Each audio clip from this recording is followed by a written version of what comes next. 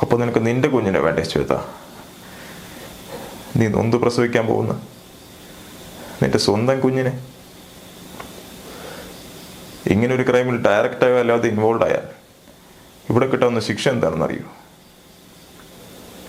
നീ പ്രഗ്നൻ്റ് ആണെന്നുള്ള കൺസിഡറേഷൻ പോലും ഈ നാട്ടിലെ നിയമം നിനക്ക് തരില്ല ശ്വേത.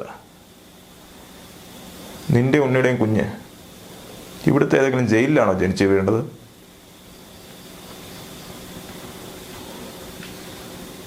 പിന്നെ ഇളയുടെ കാര്യം, എന്നെ കൊണ്ട് ഒറ്റയ്ക്ക് പോകാമെന്നത്ര ദൂരം ഞാൻ പോവും.